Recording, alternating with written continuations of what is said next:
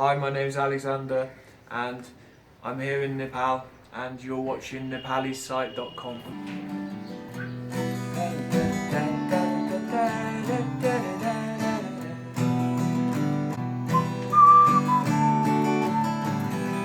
Namaste, Mr. Alex. Namaste. Welcome to Nepal and nepalisite.com. So, tell us about yourself a little bit. Wow. Who is Alexander? I'm a musician, but I use that phrase lightly because I don't really. I'm more of like a street busker. I see myself like a street busker. In the last few years, I always play guitar actually since I was a young kid, and so I'm singing also. So singing songs and busking. To me, busking means that we can just try. It doesn't have to be like super professional outcome. It's about having fun and it's about enjoying ourselves. So for me, music, I use it to enjoy myself, and I find that that's inspiring, that we don't always have to produce something like polished and perfect. Like Right. it's the actual action of playing music that we can. So, where are you originally from? I'm from UK, originally. So, how long you been here in Nepal now? I've been back just for 1 month, but I'll be here for another 2 or 3 months, I think. So, is this your first time in Nepal or you've been here before? No, I was here before, yeah. I first came in 2012, so it was 4 years ago. So, how has been your stay in Nepal so far? This time? Yeah, this time. Yeah, it's been really amazing. Because, I was here during the earthquake. I was here last year when there was the earthquake. Okay. One year You ago. experienced the real quake here? The shake and Yeah, I was everything? here. Yeah. I What were you just doing? finished like a meditation thing, Vipassana, which they run here in Nepal. And that morning I just finished the Vipassana and then checked back into the hotel, and the earthquake came. So it was like, obviously a really terrible time for Nepal. But I stayed to help for a few weeks afterwards, and it was really like emotional for me also, to see all of this devastation Yeah. and all of this panic, and Nepal is a country that's very close to my heart, for a few reasons that Would you like to share those reasons why Nepal is so much dear to you? when I was first here in 2012, I basically ran out of money. I'd been travelling for some time. I came just for a 6-week holiday actually in 2011 to India, and then I decided to stay. So I stayed for 6 months, and all my money ran out, and I ended up in Nepal with no way to get home. So I was kind of stranded in a foreign country, and I just had my guitar. So I used to play music in the streets, and I learnt a couple of songs in Nepali language, and I was playing music, collecting money for food, and at that time I didn't even have a guest house. I couldn't pay for my visa extension and things like that, so I had a lot of problems at that time in my life, and the Nepalese people were so kind to me at that time. Like I was taken into many different houses and fed dal bhat, and people gave me shoes to put on my feet, and like I was kind of wild at that time, and people were really concerned for me, and they helped me a lot, in so many ways. Nepali people are so kind, and so treat the foreigners so well, and I learned so many good aspects from Nepalese culture that I carry around with me now to this day. Do you think yourself as a celebrity here? Because they say that I think I read in one of the article, tourists are kind of considered as a celebrity, treated as a celebrity in Nepal, maybe like rock stars or something like that. Do you find yourself in that category? It can feel a little bit like that. I didn't really think about it like that, but like, we can get a lot of attention, I guess, just for being different, because maybe people didn't meet people from a different country before, and they're very interested to find out about a different culture. And the first question usually people will ask you is, "Hello, where are you from?" And so I'll tell them I'm from UK, and usually people are very intrigued to find out about like British culture and what it means to me. So like I feel like I have a lot to a lot to share with people also, and to share music also. Like you know, it's great to share Western music with Nepal, and also I love to learn music from this country. You're also very active in social media, such as in Facebook and stuff like that, right? I mean, I see a lot of your posts. You're playing in the streets and with helping the kids. What's the motive behind it? Is there any thing that you're trying to do, or? Yeah, I mean the motive, I could say, I could make it really simple and say that I have undergone a huge shift since I've been traveling. Like I've had, like you might say, like an awakening of the spirit, and that continues. You know, I'm not trying to sit here and say that I'm some kind of enlightened person, but I've undergone a dramatic shift in my perspective because of the time that I've spent traveling, and so I think what motivates me is just to do good in this world. You know, one thing that became really clear to me is that I used to have a lot of problems in my life, and it was because I was blocked actually, and at some point I realised that if I really give out love from my heart in what I do, it can be inspiring to other people, and in that sense I can give freedom to other people. And the more of a taste for that I get, then the more I want to experiment with that, and the more I want to try and I have a very active imagination for how we can make this world a better place, how we can change this world, and how we can become a better people as a collective, and so I'm interested in experimenting around with these kinds of activities, like for example singing in the streets to raise money for street kids. You know, for me it's not like it's fun for me, like to do that.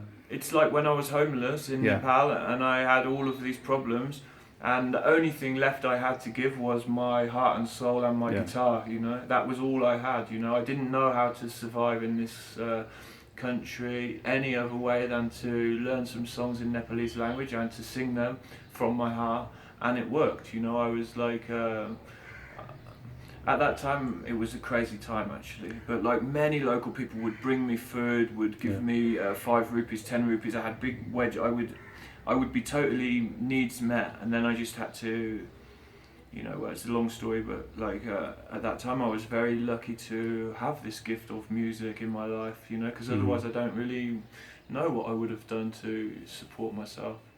So now you have 2 more months left here. What is your plans here? I have at least 2 more months, maybe up to another 4 months, because we can save 5 months per year in Nepal. And so my plan is I'm going to go to do Vipassana again, so it's sitting meditation of the Buddhism, and I'll be sitting there for 10 days on the 1st of May until around the 12th of May. Where are you going to do that? It's Dharma Shringa. It's in Kathmandu. It's just outside Kathmandu Valley itself. And then, so after your... And after that, I want to continue to do this work. I want to make some big benefit concert. I'm really keen to, you know, like, we need things like material things in this, you know, we need to help to rebuild all of the damage from the earthquake. But like, I think it's also really important to play on the strengths, you know, like Nepal is, whenever I used to go around with my guitar, I always meet people that want to jam, that can sing, that can play guitar. So just to uplift each other, and just to show that like we're all in this together, you know, and that like I may be like someone who's from a different country, but we can share music. You know, music is a common language, a universal language of the heart, and it's about inspiring each other, you know, to be more, you know, because the thing is with music that I've found is that people can be, everyone kind of loves music, but people can be so talented and then they can be so scared, because it's like a step that we all have to go through in order to, you know, like even for me when I was younger, I started playing guitar and I had to go through all of those blockages and fears that like, oh, what are other people going to think of me? I'm not a very good singer, all of these self-criticisms. So like for me it's about showing that we can all do something, you know, we all have that within us, and we don't have to take it too seriously, you know, we don't all have to be the next you know, big superstar, you know, to be able to share this common language of music. Do you consider yourself as a hippie? You are in I a freak street now. Yeah, it's a famous place for the hippies. I think for me, hippie is just a label, a bygone, like of a bygone era, like the counterculture and everything that happened in the '60s and the '70s, and I would not like to associate myself with any particular like label, cultural like status, you know, because like it's just limiting, you know, because as soon as you know, for me, what means a hippie might mean something totally different to you, you know, and it's like it's just not helpful, you know. What does it mean to you?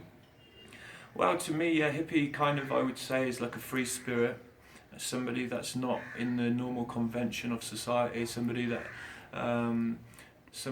has decided to try out a different thing in their lives that's like more about like I don't know, peace and free love and all of these things. But again, it's just such a loose term. It could mean so many things, you know, about long hair and about like flares and like colourful clothing and all of these things, you know. I like the expression freaks, you know, like Freak Street.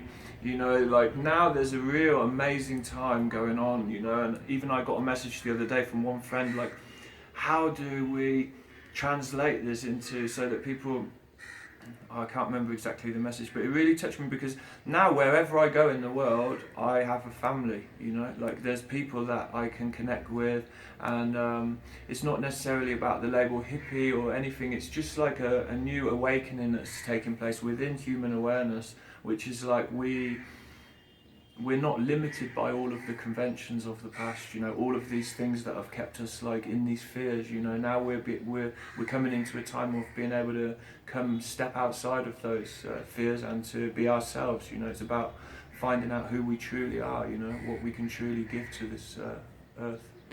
So now the other thing is, you know, since you've been playing around here in Kathmandu and stuff like that, what is tough about it here? What's some of the challenging stuff that you have faced here? Yeah. Well, in terms of what's hard I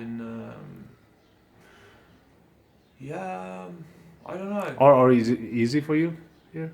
It's really easy for me. That's why I choose to be here. Like I'm not here just, you know. I mean, I'm here. I want to enjoy my life also, you know. Yeah. Like for me as a musician at this time, for me personally, it's really a great thing. You know, Nepali people are the most friendliest people. You know, it's. I also love to travel in India.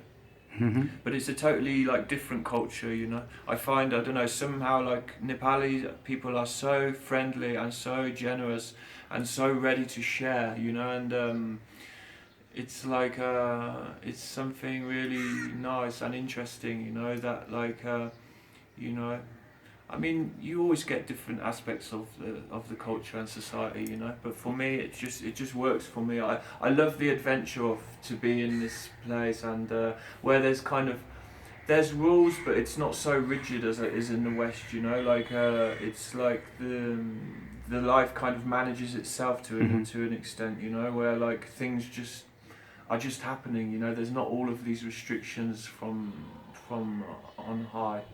So do you make any plans for, you know, like what are you going to do tomorrow, or Yeah, or the day after, or you just live by the moment?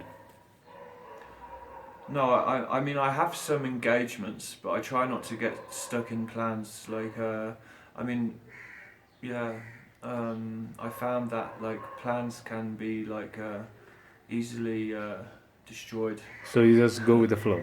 Yeah, right? I try to go with the flow and I try to have good intentions. Yeah. You know, for me, like I found a way in my life where if I'm waking up in the morning with a good intention, then usually it will be carried through. You know, so it's like what can I do to what can I give to other people? You know, Yeah. what can I have? Like today, for example, I'm going to a NGO that's made. It's called Garden of Hope, and it's a garden on the rooftop, and we will teach guitars the last 3 weeks. On Mondays we've done that, so Okay. I'll go there later today and I'll eat dal bhat and play guitars, and for me it's great. I mean, it's like a simple life, but like I found that the real magic in life for me is in the simplicity, you know. Like if I just for like last week, or it was when there was this huge storm and there was this crazy sky in Kathmandu, and we were there in the Garden of Hope, and then we were just like jamming around with guitars and cooking food by candlelight, and you know, for me it's magic, you know. It's like So now after Nepal, where are you heading towards? I'm not sure exactly. Maybe Cambodia, or if not Ibiza. But I want to continue to travel. Yeah, it's kind of. I know my family would love to see me back in the UK. Yeah. What do they think about this? Your lifestyle. They don't really understand, if I'm being honest. Like, yeah, I mean, it's a long story. I had a lot of problems, as I was saying before. I had a lot of addiction issues when I was younger. Now I'm kind of out the other side of that. And for me, it's about growing in strength and stability in my new life. And my family, they don't really understand, you know. They kind of, I'm sure it's a difficult thing, you know, to understand. But I hope that one day they'll be proud of me, and I'll go and I'll be. When was the last time you saw them? Just last year, 2015. I was home for a short time. Cool. And so, it's not easy for me when I go home. It's like Yeah. it's very strange because so much has changed inside from Yeah. traveling around in India and Nepal, that when I go home, it's like I feel it's like a kind of strange movie. I don't know. Like it's kind of, I'm just going through the motions, and I don't really know where I fit in that now. Yeah. Like I don't really know how to adjust, and so I know that at some point I probably must make that step, and it's about coming full circle, and it's about making that adjustment so that I can take back all of these good aspects from these cultures into my life in my home country. But for now, I'm quite happy to give myself more time to really grow in strength. Thank you so much for your time. And then, any last words you'd like to share with us? Just to say about the project, is called Give.tv, and we're just like piloting this idea, and it's kind of a vision for how can we share in a digital era, you know, like how can we get things to people that need them, and how can we manifest things in our lives that we need, whether it's something material or whether it's something like support, or like whether it's something like creative, you know. It's about sharing. So like it's kind of a very hard thing that we're trying to get it so that people understand what it's about. But you can check it out at the moment. It's like it's a group for ideas about how we're going to build. It's going to hopefully eventually be a website and an app. So it's there, www.give.tv. And yeah, thanks for the interview and for the opportunity to share my stories.